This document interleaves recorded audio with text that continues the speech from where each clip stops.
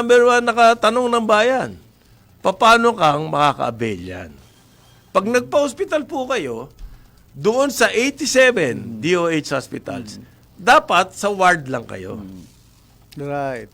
Yan yung, at meron namang may mga guidelines na eh. Ngayon. Parang kwarto for 4 people, may common CR, electric fan, yung ganun yun. Ward. Ward. Ward ang tawag doon.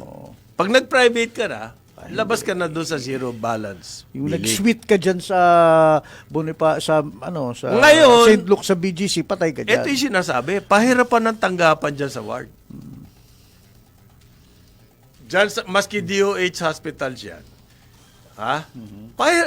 Kailangan may kakilala ka rin. Kakilala? Kumbaga, may sakit ka, kailangan mo ma-hospital. Automatic ba tatanggapin ka doon sa DOH? Kailangan maghintay ka ng konti dyan sa monoblock chair. Diyan ka muna. Then mag-graduate ka Sa corridor? Sa katre, dyan sa may corridor. Hindi. Tapos maghantay ka ng konti. What Pasensyoso ka I'm dapat. saying, in-expand ba yung mga wards na yan? Kasama ba yan sa budget ng ZBB? Okay. Baka kailangan i-expand yung mga wards. Yan yung actually, I think, binabas ng Nandiyan Secretary yung Recto. infrastructure ng DOH. Ibig sabihin, kung ganyan ang guidelines ng ZBB, pag ward ka lang, di galingan mo yung ward, lakihan mo, lagyan mo ng maraming staff. Pwede ba yun? Ginagawa ba yun ng DOH? Hindi yung, pasensya na po kayo, walang gamit dito. Tumuloy na lang kayo sa Las Peñas. Ang reputasyon labanan, ng government hospitals, pag nasa ward ka, you just lie there and you just die there. Yan po, wala tayong... Dasal na ka na lang Hindi kami dyan, nagbibiro. Yan po ang isip ng mga taong bayan regarding government hospital sa ward. Except for a few, like PGH. Yan. Okay. Hindi. Yan, University Hospital yan. Kasi itong national policy na to na ZBB, pwede i-adapt ng mga local governments. Di ba? Which is, nabanggit mo yan yung sinasabi ni Secretary Ted Herbosa ng Department of Health. Hindi, they are putting together na yung DOH LGU Healthcare Provider Network or HCPN model. Para yan, i-devolve nila sa local government unit para sa higher level care. Pero nandun pa lang sila sa planning yun na nga problema dyan eh. Sinasabi ko lang, ayun dun patungo ang gusto nila Secretary Ted. Ano yung isa pare, yung maifit. Hindi ba maifit. Di ba binabanggit yan? Maifip. Yan yung medical assistance to indigent and financial. Hindi pa nga klaro yan. Wala pa ba? Isa pa yan. Hindi pa klaro yan. Hindi pa klaro yan kung... pare, tatanggap ng 52 billion yan. Billion yan, ha? Okay. Sa GAA. Ano bang gagawin dyan? Wala pa, klaro. Hindi pa alam. May guidelines pa Kailangan mag-guidelines yan. Maaari sigurong bunutan ng pera yan, ilagay sa ZBB. Pero para sa akin kasi, yung ZBB, hindi siya talaga ang dapat maging main. Narinig mo ba sa dami-dami ng aksidente dito? May naririnig ka ba? Wala nga naging closure. Kasi nga, walang Transport Safety Board.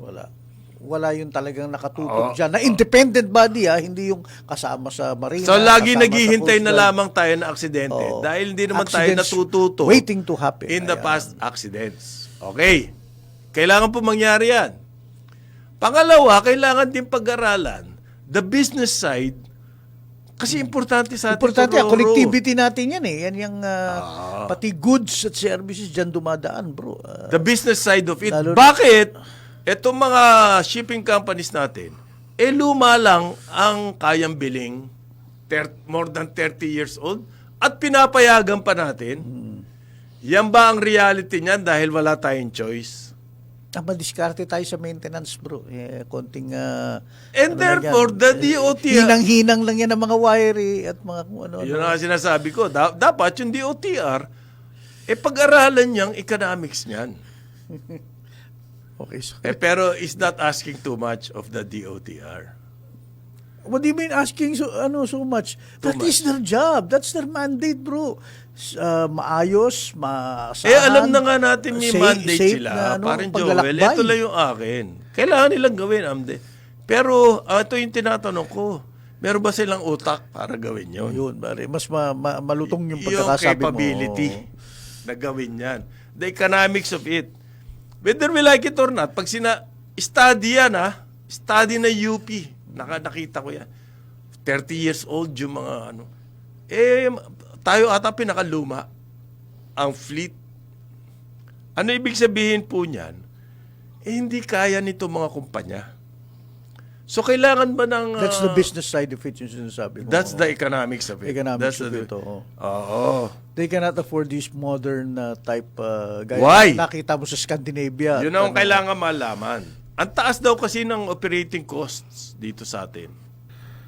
Magkapatid, John Vic, Ombudsman. Ombudsman, magkapatid dyan. Okay? Senador Win, kapatid niya, DSWD. Si, ano nga ba yung DSWD natin? Rex Galiano. Si Rex. Galiano. Secretary Rex. May sinasabi, pati appointed positions daw, kasi covered dapat But, ng iniisip na but, ewan ko, dynasty. Congressman Mark, ano ba sa mga tao yun na ang appointed naman, look, ang mas lang, elected eh. Yes. Kasi ang problema sa elected, hindi mo pwedeng tanggalin basta-basta yung elected Ang appointed kasi, di ba, pag nagkamali, pwede mong pumalpak. Tanggal agad, pwede, di ba? Oo. Pero yung elected, hindi hindi. And even in other countries, di ba si John F. Kennedy at si Robert Kennedy, magkapatid. RFK, yun, no? Yung mga tsaka ganon, JFK. Pero wala naman sa constitution nila yung bawal ang But what I'm saying, dynasty. it didn't seem like a problem para, Ang dami, Tapos ano ka? sa ano kasi, sa Senate, ano yung pag nag-graduate na, pwede na may pumalit? Sa Senate, may question dyan kahapon. Okay, anong question? Is the anti-political dynasty bills that are now pending in Congress covers only ba yung local or national? Ayun. Kasi may sinasite silang provision sa Constitution kahapon. Lumabas yan sa talakayan kahapon sa hearing. So, kaya nga medyo miski kaming mga congressman kahapon. Minsan kami yung nagdidebate doon kahapon sa hearing. Siyempre, yun na nga. That's the purpose of ito. Oh, yes. Ang ganda nung... Yung palitan. Ang naging namin doon kahapon na si chairman kasi may en-bank meeting kahapon. May BARM elections kasi. So half day lang si chairman. Identify George. nyo ba sino yung mga tatamaan sa anti-dynasty? syempre. And si speaker is very vocal about it Sa kanya about 16 Kahit members. tamaan ako. Oo, 16 members of his family. Sacrifice nga, sabi niya sa kanya to. Even kung Majority Floor Leader Sandro Marcos, di ba? Ilan yun sila, din, no? Presidente, senador, congressman. They're willing to sacrifice. But of course, syempre, ang sinasabi nga, hindi naman pwede biglain agad, di ba? Sabi ng mga iba. Meron din transition yan. May transition tayo dapat. So maraming pag-uusapan dito. But ang problema, sabi ni chairman kahapon, After 40 years, ngayon lang natin nagbitaw si inatupag chairman kahapon, Garcia, na kung mangyayari ito, mapapaagang filing. Ang I-review nila lahat. Okay lang. July daw. Definitely. Ang, Ganun naman mangyayari. That is what has to be done. July sa amin, 2027 ang filing. Yun ang ano lang ni estimate ni Chairman Garcia. But ang problema dito, isa pang lalabas. Kaya nga yung isang grupo ng lente, paano mo i-distinguish kung sino ang mas qualified na tumakbo doon hanggang sa 4th degree? Sino What do you mean? Who will decide? Who will decide? So, sabi pabayaan nga, na lang natin family? Di ba family yung dumidesisyon yan? Hindi, nga pwede. kung nagpumilit kung magkaaway ang pamilya. Halimbawa, nagpumilit. So yun, pamilya. Nagpumilit. Sino Okay, sige, mag-decide? sige. Comelec. Sa akin, Comelec. There's no other Alam mo ang body. proposal nila ng lente? Drawing of lots. Wow! Kasi nga, What a stupid proposal. Jack and Poy. Yan, Jack and Poy. hindi, maraming komplikasyon ng batas na, kung magiging batas ito. Okay yan. Anti-dynasty, okay yan. Is that our main problem? Yan ba yan? Na nako-concentrate? Dahil hindi, sinama niya yung land use. But, pero yan, Ano yan? number one. Nakakonsentrate ang powers in one family, etc. Tama yun. Yan ba talaga We have to- suliranin natin? Yan ba talaga ang main problem natin? Di ba, yun ang aking palaging tinitignan sa ganyan.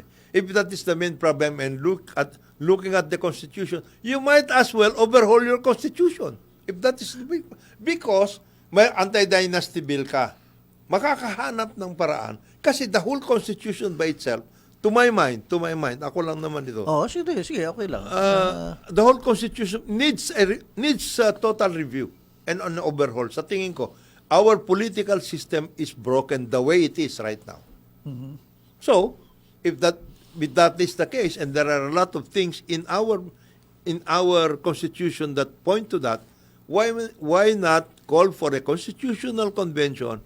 Yan na yan. In other words, balangkasin natin ng mabuti ang ating total na samahan. Kasi the Constitution is the one that that binds us together at this point. Yan ang ating sistema eh. Dito tayo gagalaw bilang isang lipunan.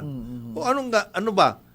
Naniniwala ba tayo na yung galawan na yan, yung sistemang panggalaw natin, political, social, and etc. Tama o hindi? Kasi kung hindi tama, mukhang hindi tama, dahil ang dami nating palaging tinitignan natin yung bits and pieces ng the whole thing, Oo. na hindi natin Kasi tinitignan parang yung gusto kabuuan. nila to work from within and fix the system.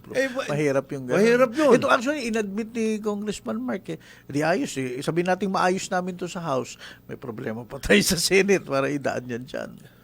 Di ba? So baka Ba't kailangan natin parliamentary na sana. Ba't di natin palitan na lang the whole political system? Oo.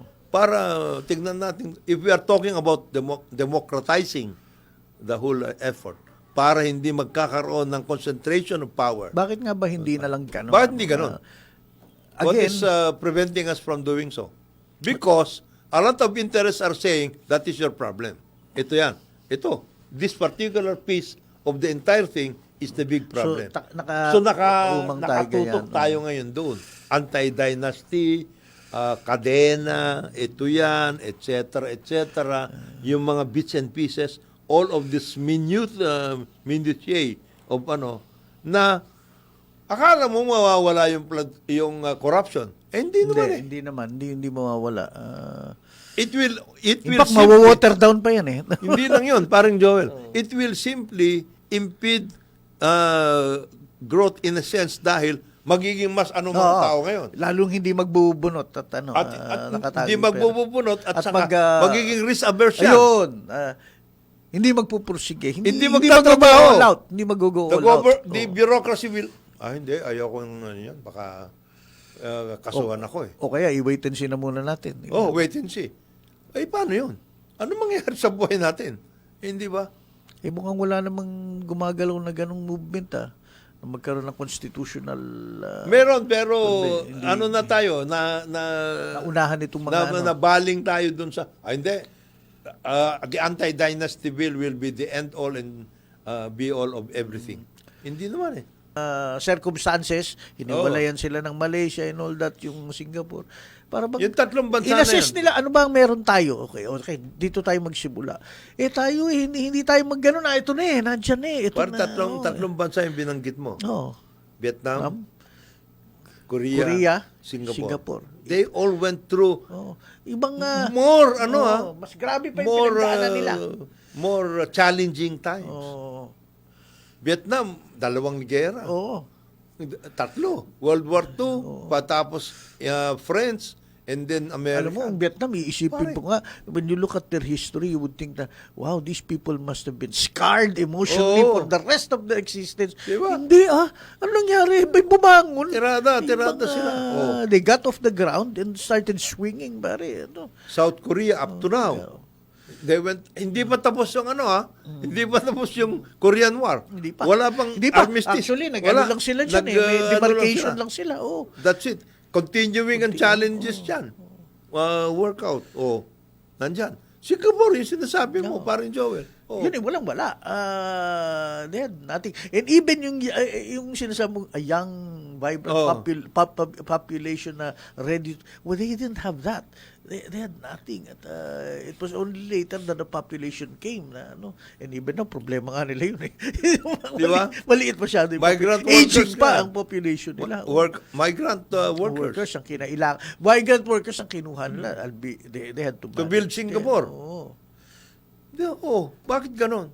Kaya nila yan. Ba't hindi natin kaya? Kaya naman And I natin. cannot imagine sa mga staff ni Go King Sweet, Sir, malabo yan. Medyo dito na lang muna tayo. Baka, diba?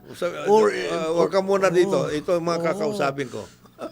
Or Vietnam would say na dito na lang muna tayo. At actually yun, wala talaga. Mamamalimos na lang sila. Ganun. But pare? tayo, we don't have that. Ang atin naman prudent, realistic assumptions. Kasi masyado tayo na sa... Alam mo ang sinasabi ng mga Revenue kaibigan kasi. natin sa atin? Oo. Masyado kayong mired in... Magagaling kayo sa politika. Kasi banatan kayo ng banatan eh. You don't even have a sense of Magaling sa discourse. Oh, a sense of national unity, movement, move forward, forget the politics of it, and at saka obsessed kayo sa power, kayo may dito, kayo dyan, etc. Mali. Well, umaandar. Gaya ito, nung nandito si Congressman Mark Santos kahapon, kinwentuhan niya kami ng kinwentuhan. Pati mga taga-subaybay natin tungkol nga doon sa efforts para sa anti-dynasty bill. Ayan na, committed si Speaker D na ipagpatuloy yan. Banatan niya. But there you go. Yung detalye na lang, yung consanguinity, yung sinasabi niya yung degree na kailangan himayin yan. And kahapon, siguro nakausap na nila kasi kahapon after meeting si Comelec Chair, what's his name? Garcia. Garcia. Ang parang resource person